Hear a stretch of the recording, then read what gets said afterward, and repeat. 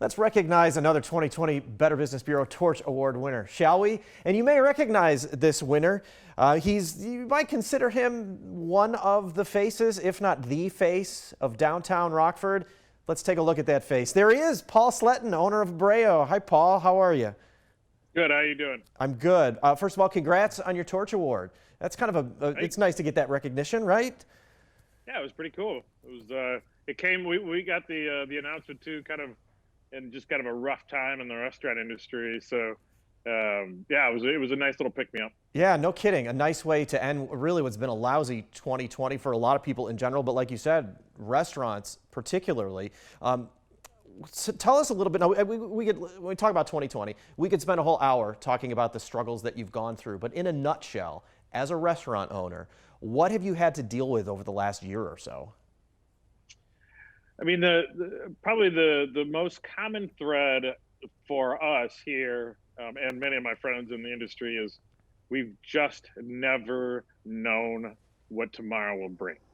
And I think we're used to that in the restaurant industry. You know, tomorrow's going to be extra busy or slow, or there's uncertainty in every day, but you at least know what you're capable of doing. And the hardest thing by far is just not knowing what you can do, and if you can do it legally or ethically, or there's so much gray area this year, and there was just so many restrictions changing fast and changing so fast, in fact, that sometimes we would get the notice of a changing mitigation after it's already been in place. And so I think that number one, hands down, was absolutely the most common thread amongst our company and people that I know in this industry. It was just that absolute uncertainty of when to bring staff back, when to order food again, when to just do anything, because it might just all turn in literally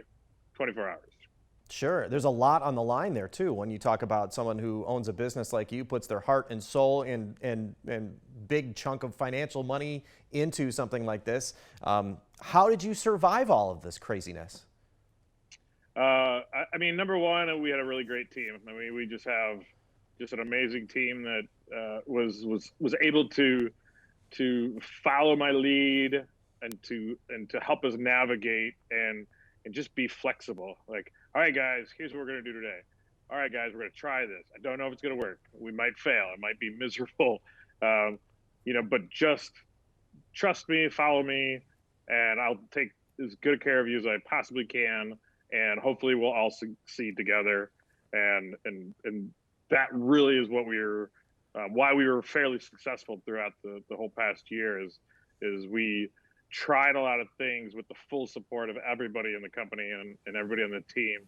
And if they wouldn't have put in 100% to make these efforts, to scratch out a win here and there, there's no way we would have survived. Talk about some of the community support that you've seen or gotten. I mean, you have a really loyal customer base as well, but you're also known, you and your business are known for being very supportive in the community when it comes to organizations and events and things like that. Kind of on the receiving end of it now, when people know about your struggles, what kind of support have you seen from the community for you and for other restaurants? Incredible. I mean, just again, I have a lot of friends in the industry, and we talk, daily, through text threads or social media groups or emails or in person. Just how everybody's kind of regular guests and customers really rallied to follow along with us in every pivot and move that we made to try to again to scratch out another win wherever we could.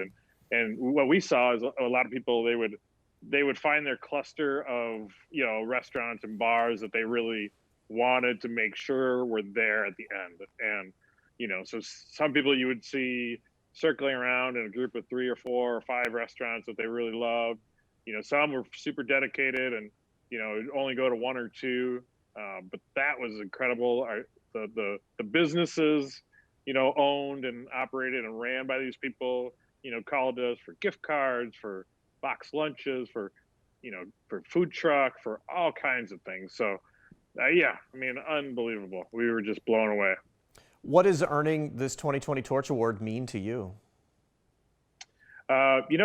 It's cool. I mean, it's just really cool. I mean, it's a hard job. Um, we're in an industry that is terrible hours, weekends, nights, holidays, a lot of entry level jobs. Um, it's really hard to try to be a good work environment in these kind of situations, and to try to create a place where people want to be and are successful, and have a voice and have just a quality of life.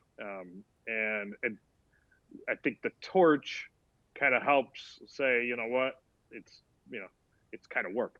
It's it's been heard and seen. While of course we'll never be perfect, that we're striving to make that a great place for our staff and for our community. Well, you certainly deserve it. And like you said, even in a perfect year, it's a tough business to be in. But 2020 just threw a wrench into everything. Congratulations, Paul, for the Torch Award. Appreciate it. Thanks for spending time with me. But really, I really appreciate what you do for the community.